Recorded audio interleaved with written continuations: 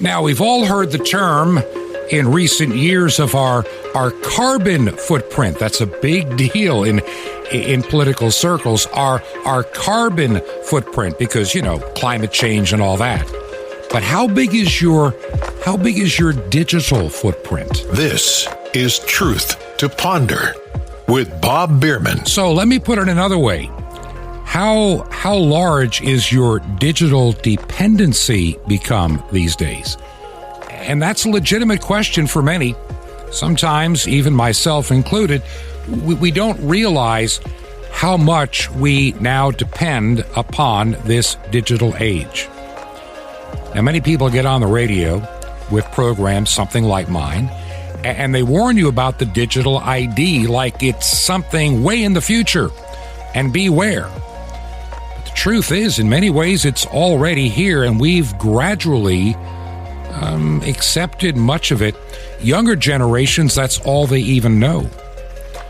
I've shared this before on the radio program, that I go back to when I first got married back in 1975. And it was a big deal. I had a checking account, and we paid the water bill, the gas bill, the light bill, went to the grocery store, used cash or a check. That's it. I didn't use credit cards, debit cards, or any of that. If I didn't have it, we didn't buy it. We never really used credit for stuff like that till it came along years later. What, a grocery store? It was a big deal. If you're old enough, can you remember a time that grocery stores didn't take credit cards? Wasn't that many years ago in truth.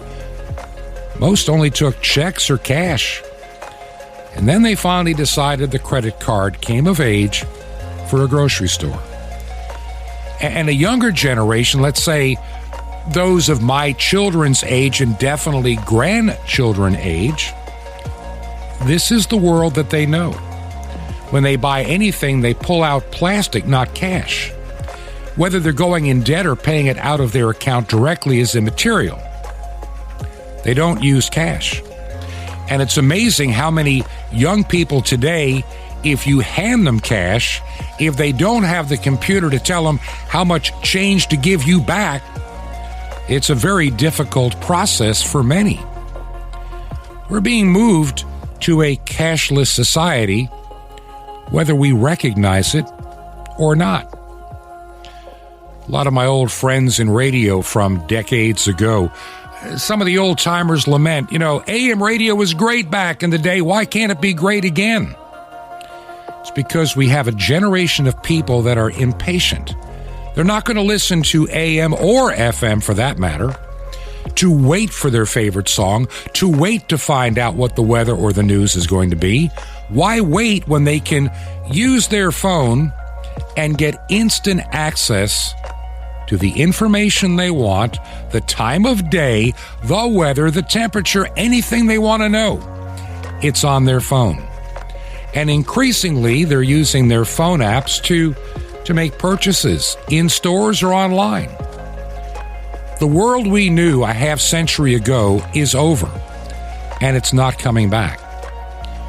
Now, this push to be totally digital in the distant future has got its concerns for me. Once we tie everything about who we are, including our social credit score, into a digital system, everything we have is at risk. In other words, if you want to support your church or even this radio ministry, the day could come that the government will know that you did it and how much you gave. It won't matter. They will want to know. And they'll decide what you can spend your money on someday, and it's coming sooner than you think. Today, society seems to demand we spend more time online than we ever have before, and increasingly so as the days and years come forward.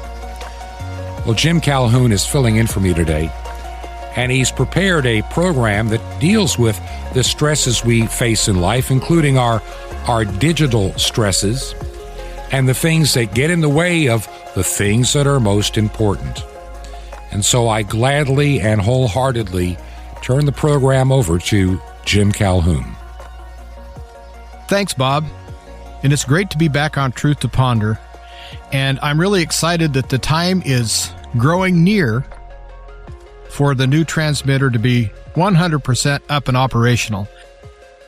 I know Bob has a lot of big plans, and he shared quite a few of them with me. And I'm on board 100%. I'm really excited for Bob. I'm really excited about the growth of Truth to Ponder, not only as a podcast, but as a broadcast worldwide. And I really feel that God is blessing this program. And I hope that this program blesses you. Because right now we live in a world that we're not seeing a lot of blessings from the world headed our way. And of course, all true blessings do come from God. So if we're looking to be blessed by the government or blessed by people in general, but it's the blessings that we receive from God that really count. Every time I get ready to guest host on Truth to Ponder, I have to really search my spirit to see what God is moving my heart to say. And I truly feel that God has put it on my heart to talk to each and every one of you today about handling stress. It seems like this world we live in today is just horribly stressful. Nobody seems to be as civil as they used to be. People are really quick to anger, quick to assign blame to people, quick to have a knee-jerk reaction over the smallest of things. And I've experienced that many times in my life, but it seems like lately I've had that experience more often than ever.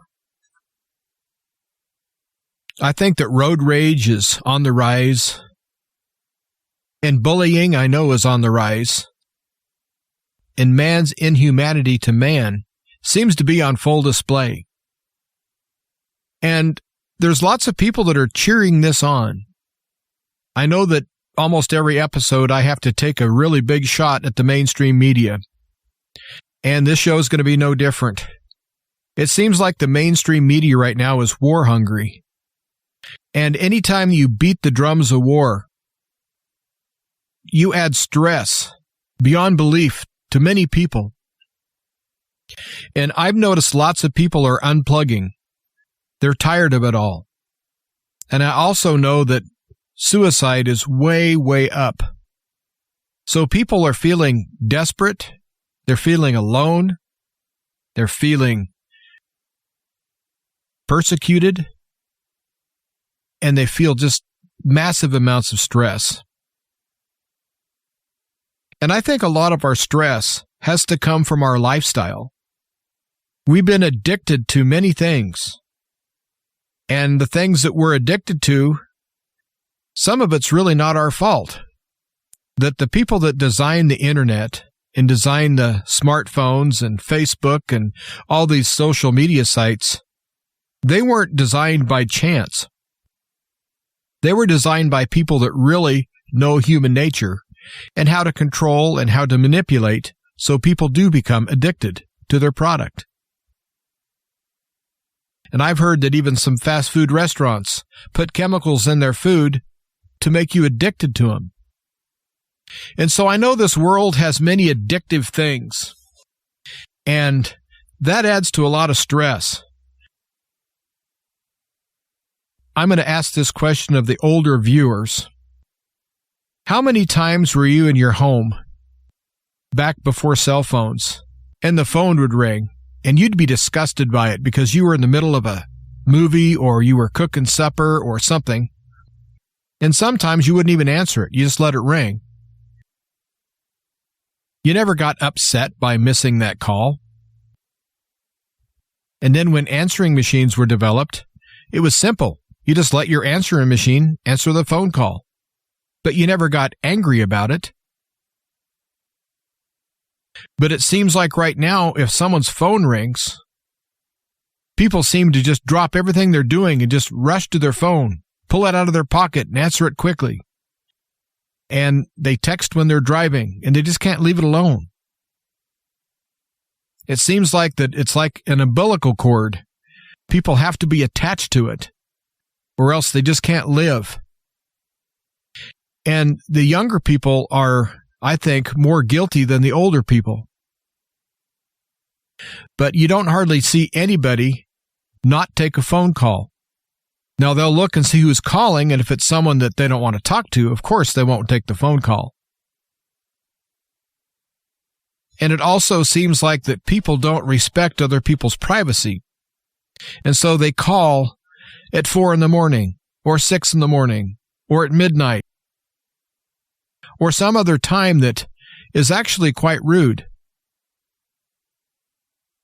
But it seems like we live in a 24/7 information age. So people have to be online, they have to be on their smartphone, they have to be calling someone or texting someone all day long. And believe it or not, that does not help with stress.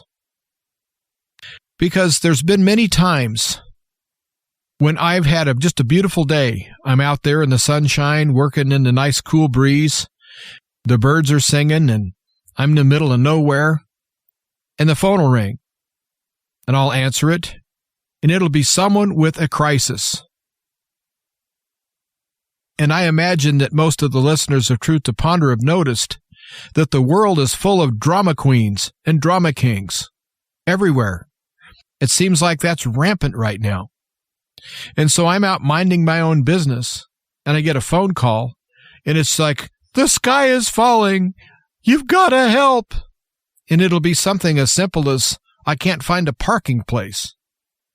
Literally, people are freaking out over the strangest things and the smallest things. And so I would recommend to everyone, be sane about how you use your technology. Learn to shut it off.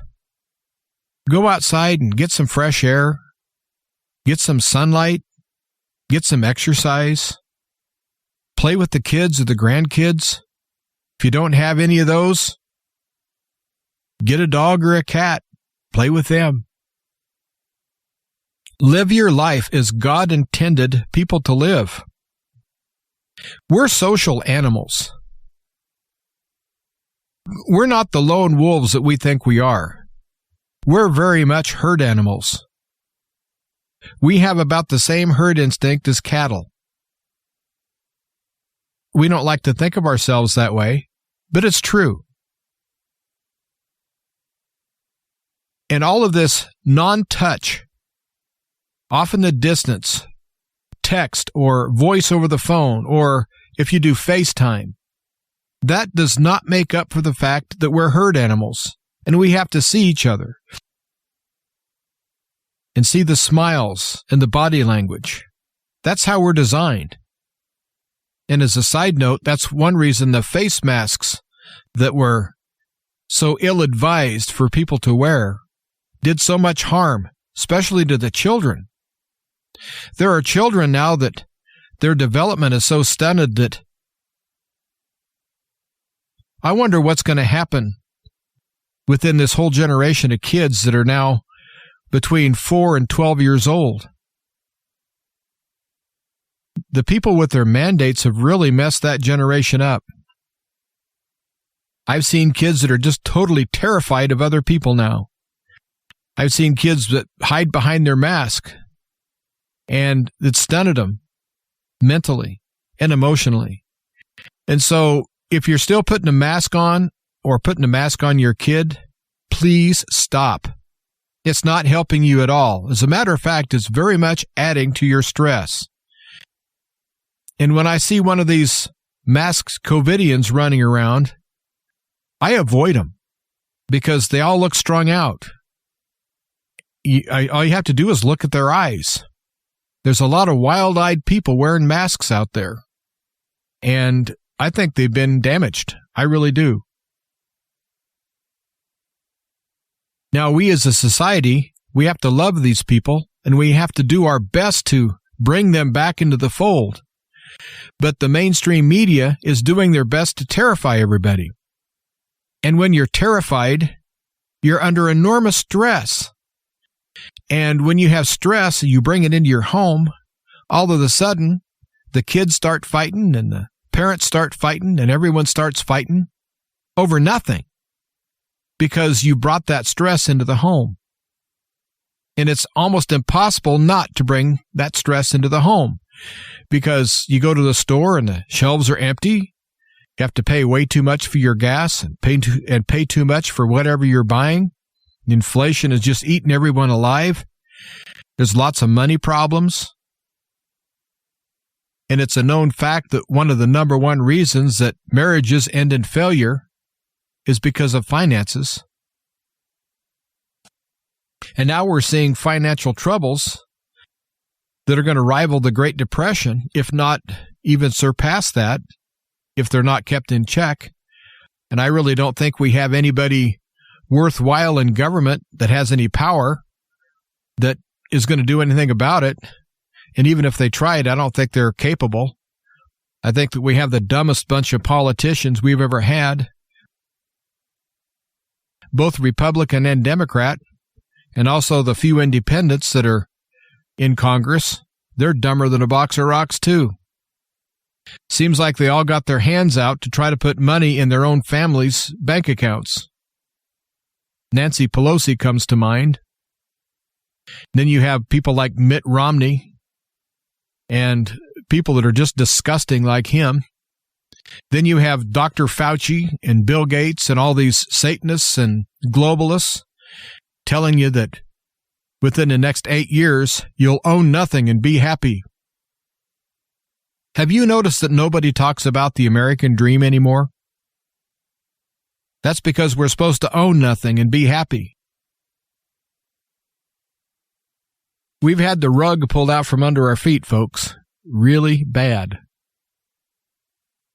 But some of us have seen what they were going to do, and we've stepped onto the hard floor before they pulled the rug. Now we're looking at these people and seeing who they really are and what they really are. Unfortunately, we have a lot of zombies out there that are brainwashed, that are going to go along with everything that is detrimental to them. And so it's stressful watching other people that you love and respect be zombies and be deceived. It's really stressful. And I know I, for one, was really stressing out over the fact I wanted to wake people up. I wanted to get them up out of their slumber and wake them up to what's really happening.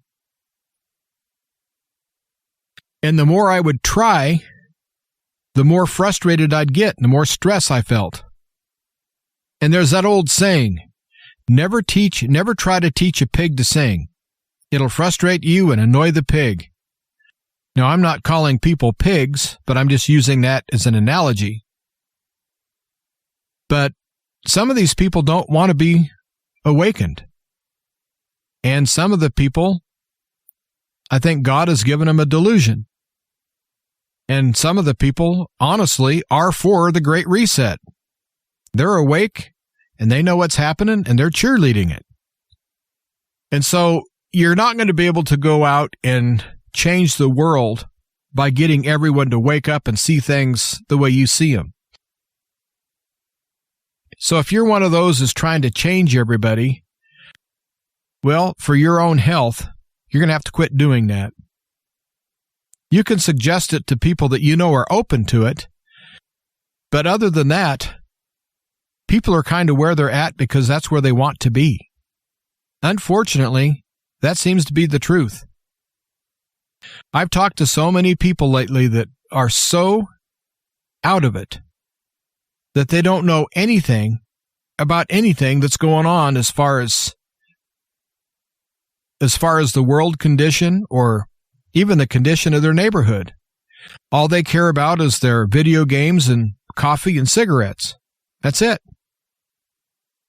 The only thing that they have ambition to do is to go buy a new video game or go buy a cup of coffee somewhere. You suggested these people that they need to prepare. They look at you like you're from Mars and shake their head and say, no, it'll work out. So how do you deal with people like that? Unfortunately, you just have to let them go. because that is their true mindset. And you don't want to have those kind of people bring you down. There was a gentleman that passed away here last year. His name was Roy Masters. And Roy was kind of out there with some of his philosophies. But Roy Masters was fun to listen to because he always had something that was totally off the wall. And I really respected him because he was his own man. And he came up with a theory that I heard clear back in the 1990s or late 1980s. And his theory was the world is full of vampires. You have energy vampires. They're the people that every time that you're around them, you just feel tired.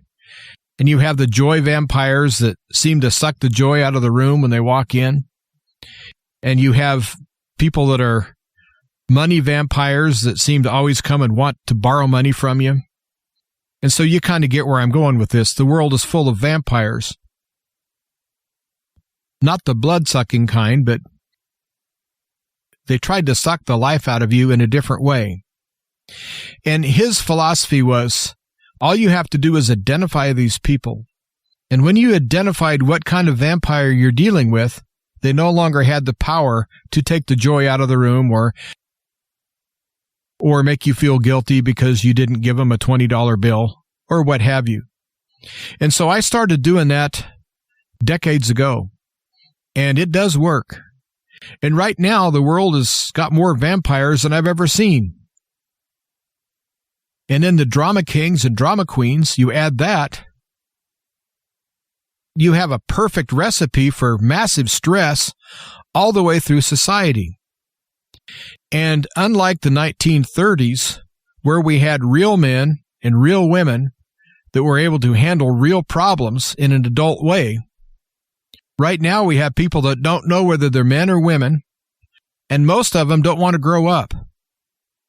I see people that are 65, 70 years old that are trying to be 20. I get that because I'm almost that age group myself. And I really do realize that you're only as old as you do feel. Some days I feel pretty old. But inside, I'm still just me. And so I really don't feel that age has changed me at all. But some people, age is really stressing them. They look in the mirror and they see a person they don't even recognize. And I'm one of them. I look in the mirror and say, who's that geezer? I know lots of people do that, but I don't let it stress me because I know that's the natural way that things are. That's how God designed us. So I'm just following God's natural plan, and I'm not going to fight it. Now, I do understand that you need to stay healthy, so I am doing my best to stay healthy, and I'm trying to look as best I can. But there are people that absolutely will stress over it, and they get all sorts of surgeries and all sorts of makeup and all sorts of alterations. And I've seen people that they think if they get a new tattoo that they'll feel better, and so about every time you see them, they have a new tattoo. And they're putting all of their self-worth into what's on their skin. And so I see an awful lot of people that are very stressed out that really don't know who they are. And I think it's really important that a person knows who they are. Because if you know who you are, then you know what you're like and what you'll do. And I think that a lot of people really don't know who they are. They identify with the music they listen to or the television shows they watch or movies or the movie stars that they like. They identify with other people's work or other people's lives. But you ask them, well, what do you do? Well, I sit on the couch and watch movies all day. Okay. And they'll tell you all about the movies and all about the stars and how much money they have and how good they are. But what about them? See, I don't put any stock into Hollywood or any of the trappings, and I'm an entertainer. Maybe that's why I don't put any stock into it, because I know that they're just normal people, until they get out there and get a little weird. What I'm trying to say is you have to know who you are. And I like to think of it this way. You'll really know who you are and what you're made of if you're stranded 100 miles from anywhere. You have no money, no food, no water, no clothes, nothing. You're 100 miles from anywhere, and the weather's cold. You're going to really find out what you're made of and who you are at that point. I know that I can be very confident and tell you that if I was in that situation, I'd sure suffer, but I would survive because I know my capabilities. I know who I am and what I am, warts and all, good and bad.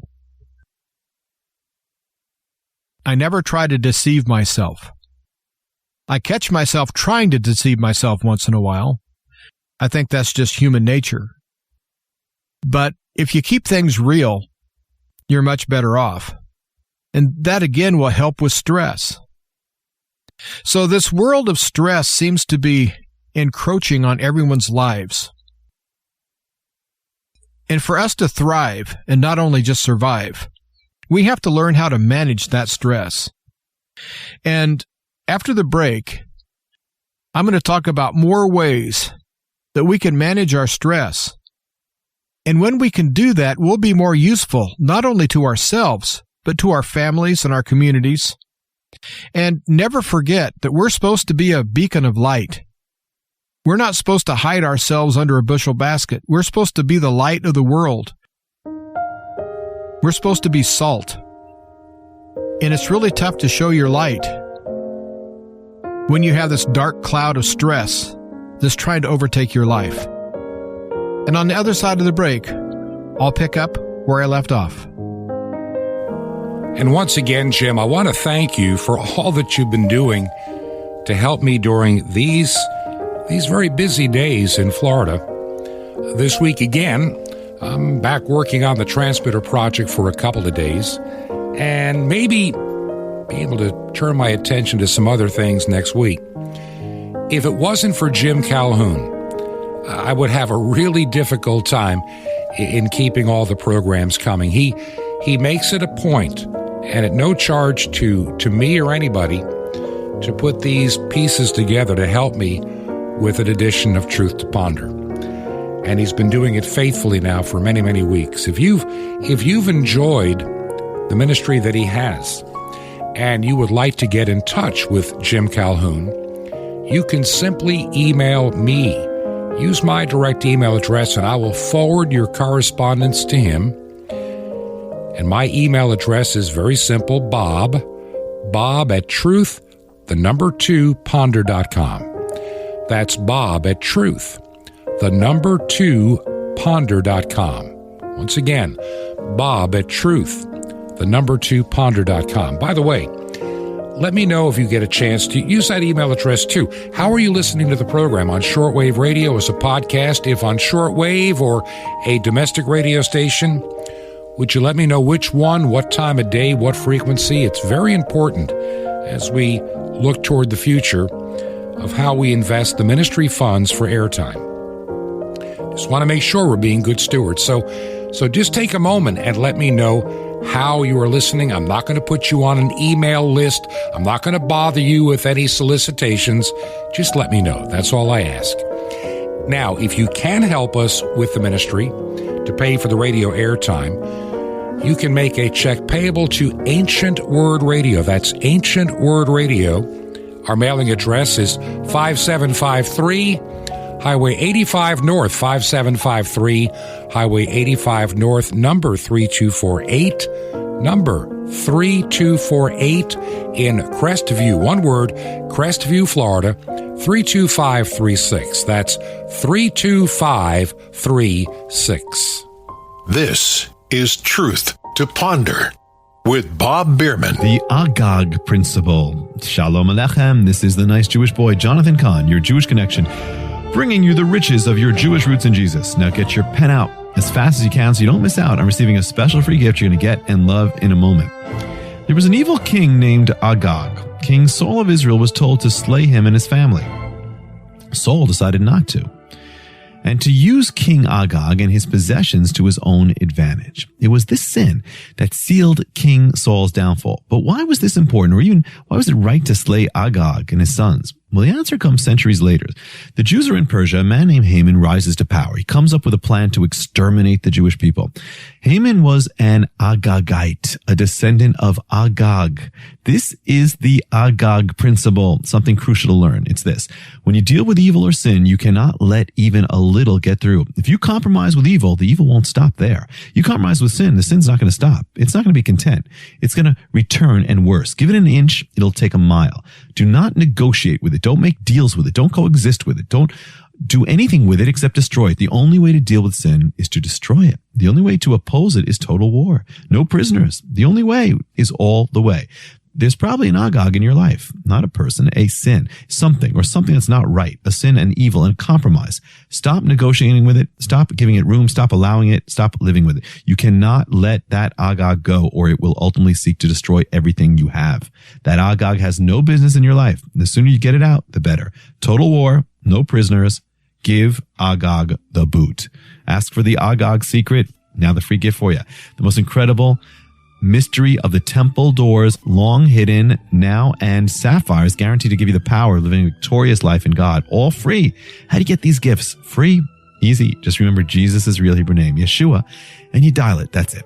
Just dial 1-800-YESHUA-1. You will be blessed, but call now. That's 1-800-YESHUA-1. Now, my friend, you're on this earth for a great purpose, to be a blessing. So I invite you to join me in bringing the greatest blessing to the unreached peoples of this world, salvation to 5 continents with over 1 billion people. How? Just call 1-800-YESHUA-1. You literally can be responsible for blanketing the earth for 15 minutes of the gospel around the globe. How? Just call 1-800-YESHUA-1. Now, you can write me direct. Just write to the Nice Jewish Boy, Box 1111, Lodi, Lodi, New Jersey, 07644. It's the Nice Jewish Boy, Box 1111, Lodi, Lodi, New Jersey, 07644. Till next time, this is Jonathan Kahn saying, give Agag the boot, my friend. Shalom in Messiah, Adon Olam, the Lord of all.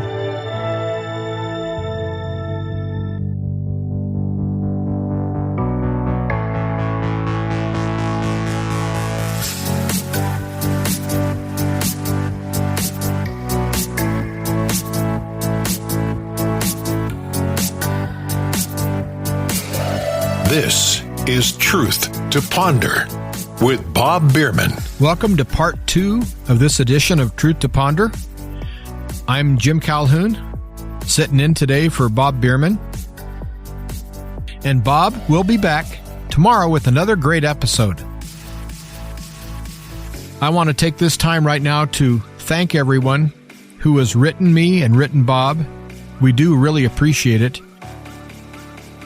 We really appreciate the input and the suggestions.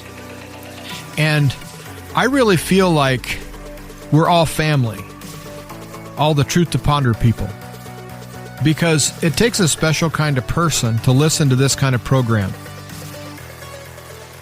And I really feel that very few of the people that would even tune in to Bob Bierman's show are the people that are the zombies. I don't think that they really have that in their heart to seek out the truth. I think they're very comfortable where they're at, with their head in the sand, or as the saying goes, ignorance is bliss. And so they want to keep their blissfulness and be uninformed. And I think the Truth to Ponder audience is very informed. And so everyone that I've heard from on this program has been a very nice person and a very thoughtful person. So I want to just say a shout out to all of the great listeners of Truth to Ponder and just tell you very simply, thanks for listening. Now, the first part of the show, I talked about stress and how it's just eating everyone's lunch. And it is. There's lots of things that we can do to alleviate stress. Some people can get into meditation and yoga and things like that, which is fine if it works for you. You need to do that. But I want to retouch on how I ended the last segment about rediscovering who you are. Each one of us, down deep inside, we're still that young kid, that kid that looked forward to life, that was wondering just what our life was going to be like and what we were going to make of ourselves. And we dreamed of being different things. We dreamed of having different occupations and different interests, different hobbies. We started fantasizing about all the things that we'd do and how we'd change the world.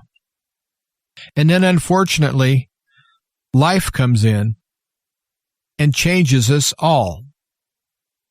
All of a sudden, we look at the cold, hard facts of reality that, I know that I'm never going to be an NBA basketball star because, first of all, I'm not too tall, and second of all, I couldn't make a basket if I tried.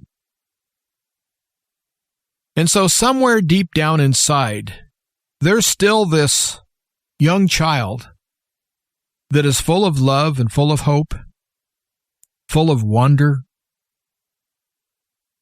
And you can reconnect with that person because that person is there. It's just buried under tons of baggage and garbage. And a lot of that baggage we put there ourselves. But there are things that you wanted to do. I'm just going to pick an age arbitrarily. Let's say when you're 10 years old. There are things that you really wanted to do when you were 10 years old that by the time you got through high school and got married or got a job or went off to college or whatever you did, that dream just got totally buried. Now, maybe you can't resurrect all of your dreams as a child, but some of them you can.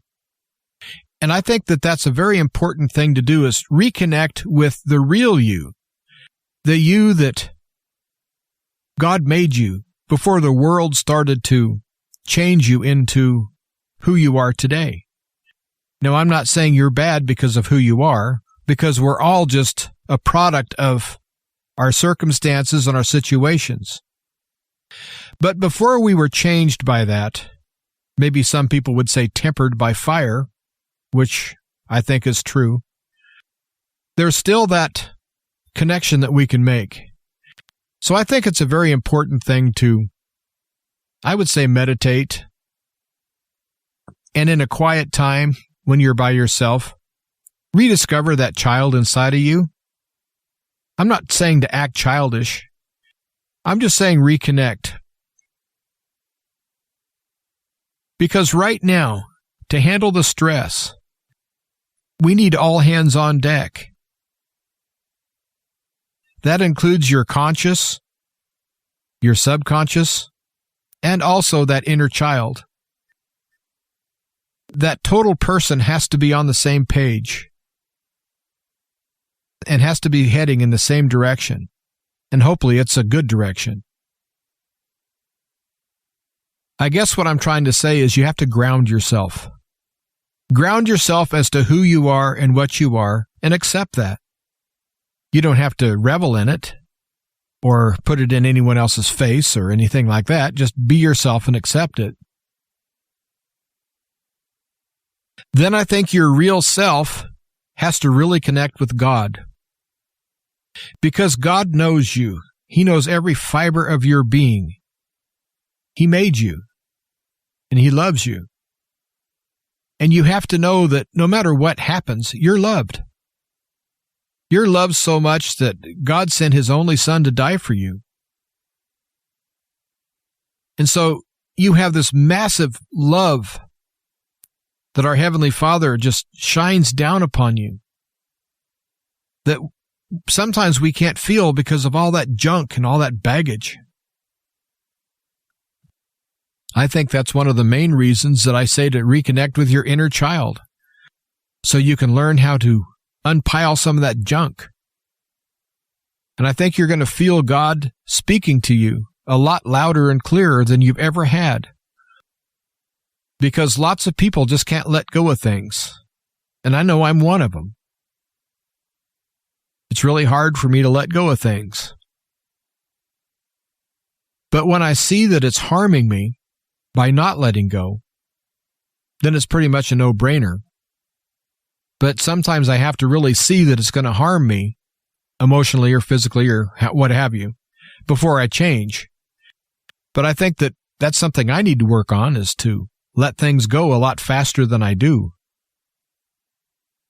But all this baggage adds to the stress. And so pray to God. Pray about this. Ask God to help carry the load or take the load from your back. And if it's something you need to repent over, repent and mean it. And don't walk down that road again. I think that'll really help a lot of people if they would just do that. Another thing I think you can do to relieve stress is to just go out for a nature walk. Even if you live in an inner city area in a big city, you can still find a park or find some place to go where you can look at God's creation and God's handiwork. And I don't think people are getting near enough sunlight. And I think people have a deficiency of vitamin D just because of that reason. They don't get enough sun. So go out on a nice sunny day. And if you can find a nice spot just to sit down on a park bench or a tree stump, or spread a blanket out on the grass, watch the clouds, you need to do that because that's really life. That's really living. Now, I'm addicted to work. All I do is work, it seems like.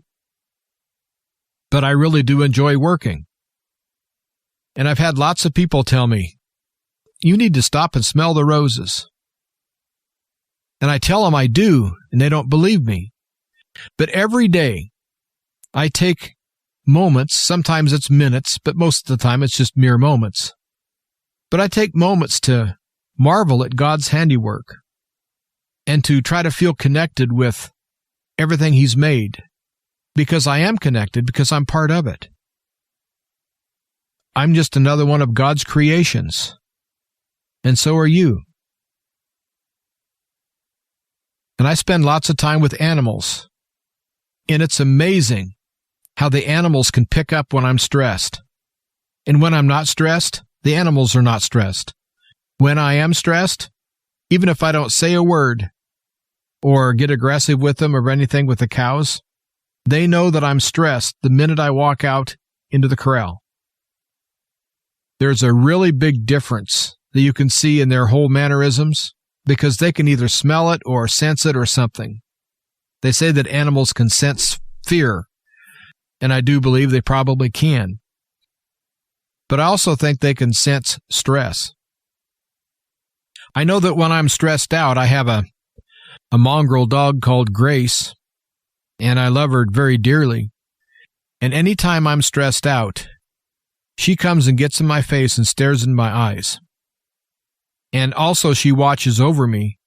And when it's time for me to quit working, when I've worked too long and too hard, Grace will come out and she'll sit in front of me. And she'll keep in front of me, even if I'm trying to walk forward, she'll get in front of me and sit down and look at me. And it took me about 2 or 3 weeks to figure out what she was doing. And she's saying, "Daddy, that's enough. Time to quit. Let's go to the house." And so I started listening to this dog. I know this sounds kind of odd, but I found that when I use Grace's instincts and follow what God has put into her to tell me, that I feel better. So when it gets to be 7:30 or 8 o'clock at night and I'm still out there moving hay or making something, doing some mechanic work or fixing fence or whatever I'm doing, she'll come out and she'll hunt me down and tell me, "It's time to go to the house, Daddy." And so we have to learn to listen. And God speaks to us in so many different ways. No, I'm not saying God is speaking to me through the dog. I think the dog can sense when I'm getting tired. I think the dog can sense when I'm stressed. And the dog really does love me, and so she's watching out for me, as I watch out for her. One of the things that we've lost as a society is getting together for block parties or social groups of any kind, playing cards or making quilts or a cooking club or something like that. People with similar interests getting together and sharing their love for whatever their hobby happens to be. Seems like everyone's too busy with their nose in a cell phone or in a computer. And I really think that this technology is really harming us. Just a little story. A couple of years ago, I got to perform for a wedding at the reception. And the reception lasted for 3 hours, did 3 hours worth of music. And there was a young man there that was probably 12 years old. And I've never seen anything like it in my life. As a matter of fact, it bothered me so much that it kind of ruined my whole evening watching this boy. He literally had this smartphone in his face so far, his nose was about 1 inch away from the screen. And then for 3 hours, he never even looked at anyone. He never looked at the bride or the groom. He didn't go get a piece of wedding cake. He didn't eat. He didn't smile. He didn't talk to anyone. And the reason I noticed him is because how close the phone was to his eyes. I thought, wow, that's going to ruin this kid's eyes. That is really, really way too close to have a screen to your eyes. So I picked up on him immediately. And one of my jobs as an entertainer is to read the crowd. So I'm constantly looking out to make sure I'm doing the right material. And so this kid happened to be right in front of me, about 10 yards away, so I couldn't miss him. I had to really fight the urge to go find who his parents were, to have him take that phone away from him, because this kid is really harming himself. And so I know there are people out there that are so addicted that that's all they know how to do. And if you're one of those people and I've offended you, I'm sorry to offend you. It's just I'm trying to tell you that there is life other than the cell phone. There's life other than Facebook. That's not real. They say that on Facebook, people put up all sorts of things that they say that are happening in their life that's good, just to make other people jealous. That they will, let's say, embellish things to the point of ridiculousness. And so lots of people, they get depressed looking at Facebook because they think everybody has this great life, all but them. But in reality, all these people that are posting all this stuff about their great life are just as unhappy and miserable as everyone else. And so we have to be grounded in reality. And you might say that I'm anti-technology, and I'm really not. It's just it has its place, but it does not need to replace your life. That's very stressful. So I would say get a hobby. Learn how to play chess or checkers, not on a TV screen, not on a computer screen, but get yourself a board game.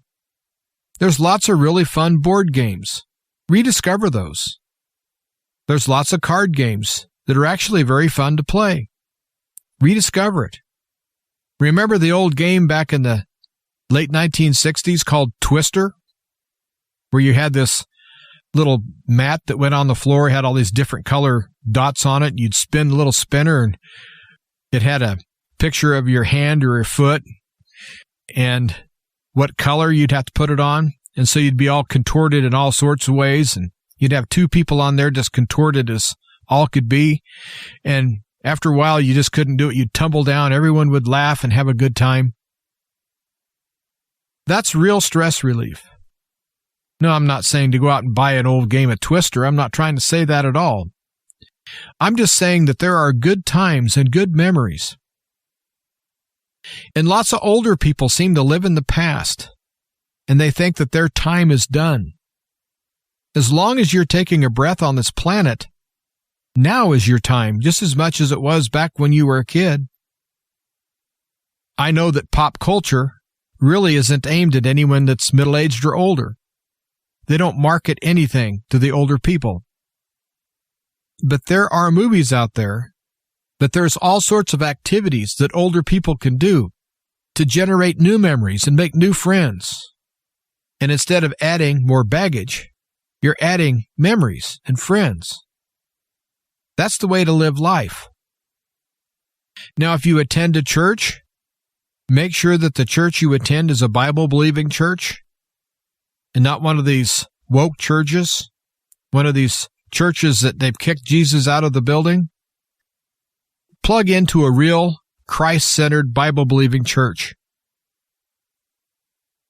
And if the church doesn't have any events, volunteer, create an event. There's lots of things that you can do to alleviate your stress and also live your life the way God intended you to live your life. Now, I don't want to tell people what to do. I don't want to butt into their life and try to control anyone. I just want to point out that God made you the unique individual person that you are. So if you've placed your identity with some group, you're kind of missing the boat, because God didn't create you to be part of a group other than to be part of the human race and part of God's family. God created you to be you. And so really find out who you are and really find out what makes you tick. Not what you think other people are going to want. I know lots of people listen to different music because they're told it's cool. And so they think that if they listen to that music, they're going to be cool. Whatever cool is. And so there's many people out there that have not discovered what kind of music they really would love because they're too busy trying to be cool. And so I think another way to fight stress is to explore new things, have new experiences, try new foods, listen to several styles of music that you've never heard before. Now, I know one thing I like to do is listen to music on shortwave radio. Now, shortwave is not the best medium for music, for sure, because the atmosphere gives the music kind of its own little sound effects once in a while.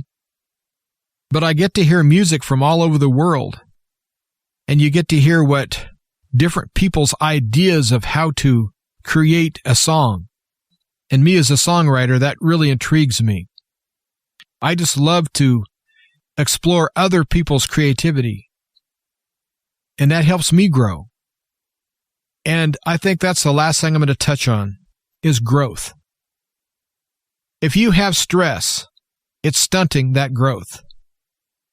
So one of the ways to stunt the stress is to grow. So grow in your faith. Grow in your knowledge of God and God's Word and His plan for you. Learn new skills. Meet new people. Make new friends. Grow. We're living in a time of horrible contraction as far as inflation is taking our money, and so we have less money. People are stressed out, and so people are not reaching out like they used to because they don't want to get their head bitten off. Seems like people are more introverted, and all of that is contracting. And all of that does add to stress. So purposely grab the bull by the horns and start growing. But as I said, first grow your faith. Then start growing yourself. Expand your horizons. Learn new things. Go new places. And I think that you're going to find that your stress is going to be less. And if you learn how to manage your stress, then it's not going to come destroy your life or make you uncomfortable in situations or makes you just totally introverted and a recluse. Because you don't want Satan to win. And Satan wants you to feel alone and defeated. When you're not alone, because God is with you. And you're not defeated, because we have victory in Jesus.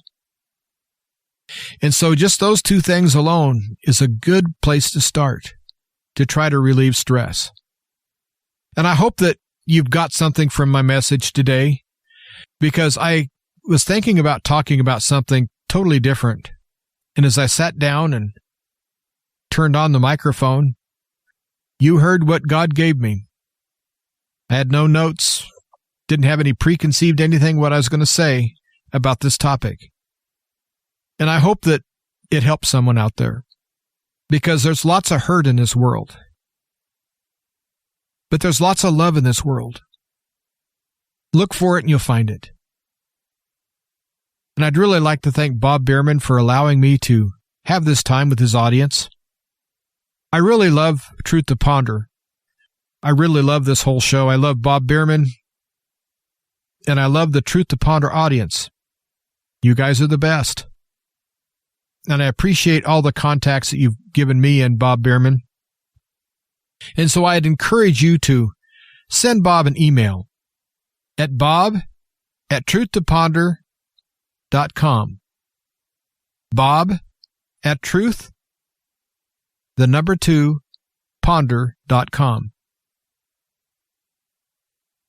And I know he would appreciate it.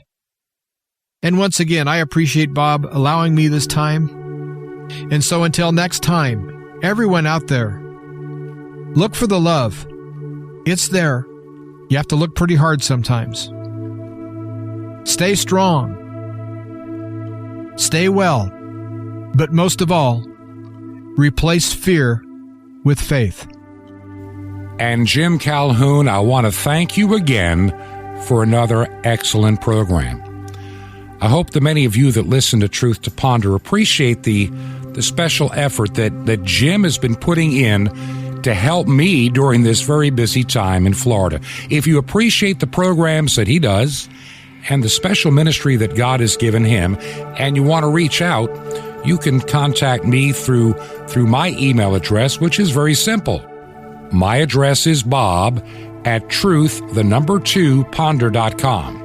That is bob@truth2ponder.com. And as I mentioned before, and I want to remind you again, just trying to get a good idea of how you listen to the program Truth to Ponder. Are you one that listens as perhaps a podcast? Are you listening on shortwave radio? Are you listening on domestic radio? Be a great help to me to know how you listen.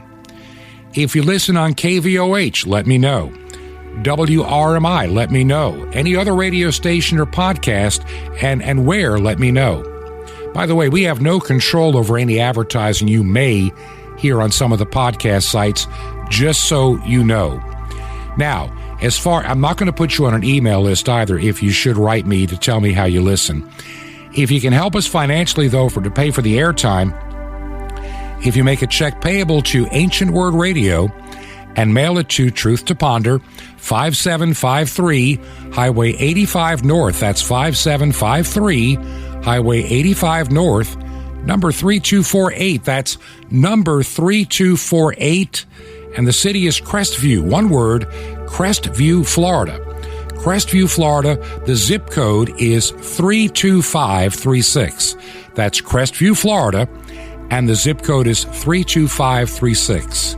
And I thank you in advance for you helping keep the ministry of Truth to Ponder on the air. This has been Truth to Ponder with Bob Bierman. To find out more, visit our website, truth2ponder.com. That's truth2ponder.com. Truth to Ponder, shining the light of truth in a darkening world.